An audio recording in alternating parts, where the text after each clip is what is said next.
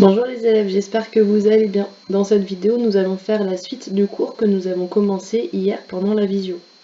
Donc je rappelle, on a défini hier ce qu'était une expérience aléatoire, on l'a marqué ici, ça se définit en 3 points, et on aura toujours pour ce chapitre, enfin pour cette leçon, les deux exemples. La première expérience aléatoire, c'est le lancer de dés, et la deuxième expérience aléatoire, c'est une roue que l'on fait tourner. Donc on a commencé à définir du vocabulaire, les issues. Ça représente toutes les possibilités de l'expérience. Un événement, c'est constitué d'une ou de plusieurs issues. Donc ici, on a mis un exemple d'événement tombé sur un nombre pair. Ici, c'est un événement qui est constitué de plusieurs issues, puisque tomber sur un nombre pair, je peux tomber sur 2, 4 ou 6. Pour la deuxième expérience, on a mis tomber sur une couleur primaire. Dans les couleurs primaires, ici, on a le jaune et le rouge, donc encore une fois, ce sont deux événements avec plusieurs issues. Un événement élémentaire, c'est un élément qui est constitué d'une seule issue. Donc par exemple ici, tomber sur 4, une seule issue. Et ici, tomber sur du jaune, une seule issue aussi. Un événement impossible, c'est un événement qui ne peut pas se réaliser. Tomber sur 8, tomber sur du bleu. Un événement certain, au contraire, c'est un événement, on est sûr qu'il se réalisera. Donc tomber sur 1, 2, 3, 4, 5 ou 6. Et ici, tomber sur vert, jaune ou rouge. Ensuite, on va définir ce que sont des événements incompatibles. Donc j'ai fait exprès ici de mettre des S à événements et à incompatibles, puisque des événements incompatibles marchent au moins par deux. Dans la vie de tous les jours, on dit que des personnes sont incompatibles si elles n'ont rien en commun. Eh bien, tout simplement, pour des événements, c'est exactement la même chose. Deux événements sont incompatibles s'ils n'ont aucune issue en commun.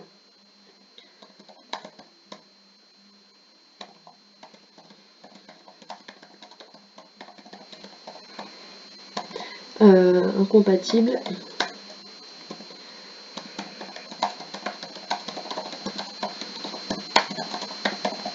s'ils n'ont aucune issue en commun. Par exemple, ici, des événements incompatibles, ça va être, donc par exemple, le premier événement, tomber sur un nombre pair. Donc cet événement, il est réalisé par les issues 2, 4 et 6. Donc je vais nommer un autre événement qui est incompatible avec celui-ci. C'est par exemple tomber sur 5. Ils n'ont pas d'issue en commun, donc ils sont incompatibles. De la même façon, pour celui-ci, en événement incompatible, je pourrais dire tomber sur rouge, et puis par exemple tomber sur vert. Ces deux événements n'ont rien en commun, ils sont donc incompatibles.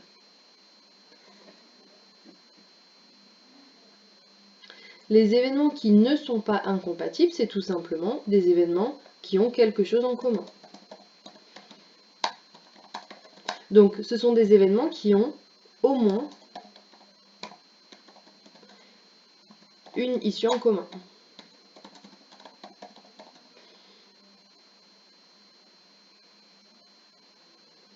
Par exemple, ici, je vais dire tomber sur un nombre impair, pardon.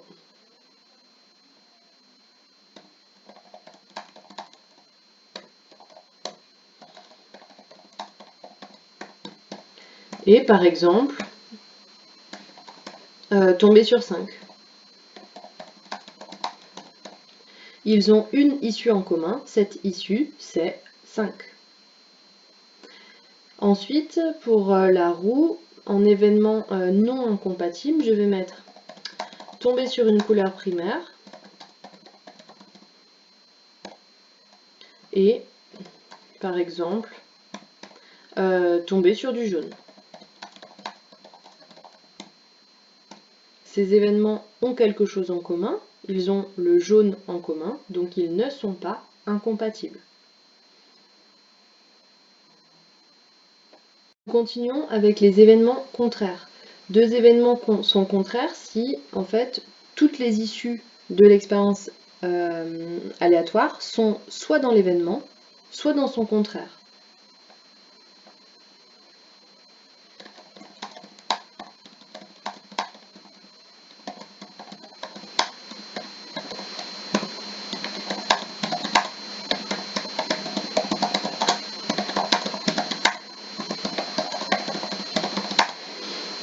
Et on va regarder ce que ça signifie. Nous allons refaire un schéma comme j'en ai fait un hier pour la visio. On a une expérience aléatoire et ça représente toutes les possibilités. Possibilités. On ne sait pas combien il y en a, mais elles sont toutes là. Ok, donc si on a un événement qui est constitué de ces issues-là, cet événement, je le note par exemple, événement, bon c'est très mal écrit mais vous comprenez, cet événement, je le note A. Alors l'événement contraire, eh bien c'est tout le reste. Donc l'événement contraire de l'événement A, c'est celui-ci. C'est celui qui est composé de toutes les autres issues. Donc ça, c'est l'événement contraire de A.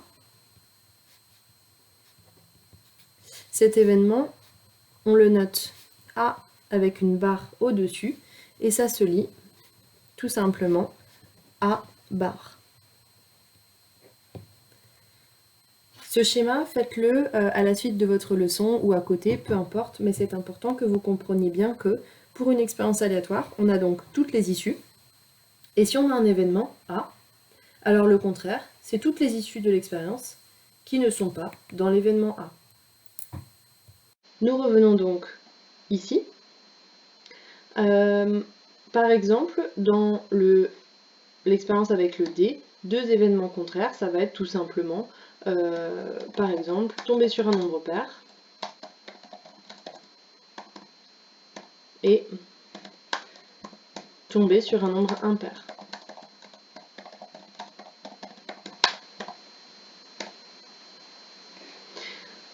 Pour le lancer de la roue, ça peut être par exemple tomber sur du rouge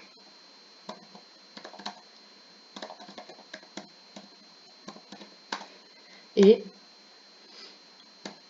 alors, dans notre expérience aléatoire, si l'événement c'est tomber sur du rouge, alors le contraire, c'est tout le reste, c'est-à-dire tomber sur du vert ou du jaune. D'accord? Donc, bien évidemment, ici, le contraire de... Non, pardon, j'en étais là. Le contraire de tomber sur du rouge, ce sera tomber sur du vert ou du jaune. De manière générale, je fais une remarque qui est importante. Quand on a un événement et qu'on veut définir son contraire, il suffit de le faire par une phrase négative. Le contraire de tomber sur un nombre pair, c'est ne pas tomber sur un nombre pair. Et il se trouve que ne pas tomber sur un nombre pair, c'est la même chose que tomber sur un nombre impair. De la même façon, pour la roue, si notre événement c'est tomber sur du rouge, alors l'événement contraire, ça va être la négation, ne pas tomber sur du rouge. Et ne pas tomber sur du rouge, dans notre expérience qui est celle-ci, ne pas tomber sur du rouge, c'est tomber sur du vert ou du jaune. Je vais l'écrire en remarque ici. Vous pouvez le faire aussi.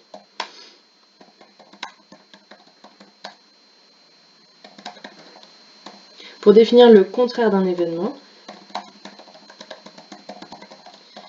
il suffit de le formuler sous forme négative.